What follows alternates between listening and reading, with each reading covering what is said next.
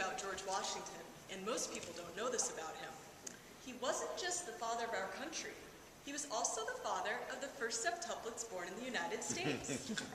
Martha gave birth to 7 children on October 5th, 1762.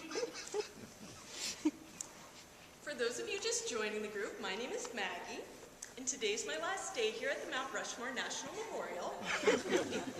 There have been some cutbacks at the National Park Service, so I've been let go, which, in my opinion, is a huge loss to tourists like yourselves, because I happen to be what we in the industry call a font of knowledge.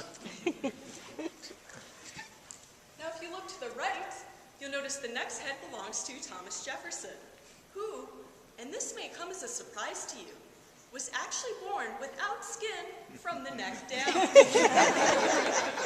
In fact, he spent most of his childhood in and out of hospitals because of his susceptibility to disease, what with the exposed muscle and sinew and whatnot. But in 1772, his good friend Benjamin Franklin fashioned him a crude epidermis out of sheep bladders and carpenter's glue. By the way, if any of you happen to have a question, feel free to raise your hand and stick it up your ass. That's just the kind of mood I'm in. I see I'm losing some of you. Well, that's all right. It's more intimate this way, isn't it? And I happen to be very comfortable with intimacy, unlike a certain Victor Collins, my direct supervisor and my former lover. He's the man responsible for my layoff, as well as my monthly herpes outbreak. Moving on, we have the esteemed Theodore Teddy Roosevelt, our 26th president and a well-documented pederast. He spent much of his presidency traipsing through Cuba and Panama in search of little boys to induct into his Rough Rider Club. He also enjoyed playing chess and long walks on the beach.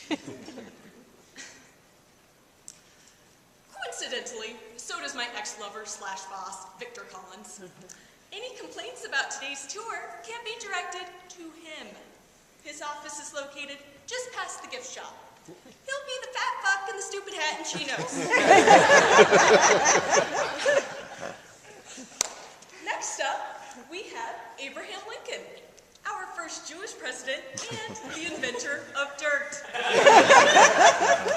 He was, of course, our tallest president, standing 10 feet 2 inches tall. He spoke fluent Mandarin and walked with a peg leg. A thrice-convicted arsonist, Abraham Lincoln grew up in an adobe hut and had X-ray vision. He was one of our greatest presidents, and his wife was mentally unhinged. Speaking of mentally unhinged, let's pretend I'm Victor and you're me. Oh, gee, Maggie, it's nothing personal. I gotta fire someone. Heck, I was gonna break up with you anyway. You were gonna be upset either way, so it's just like 2 birds, 1 stone. Oh, okay, well, you two obviously have places to go. Have a great afternoon and enjoy the rest of your stay here at Mount Rushmore, the only monument in America made entirely of cheese!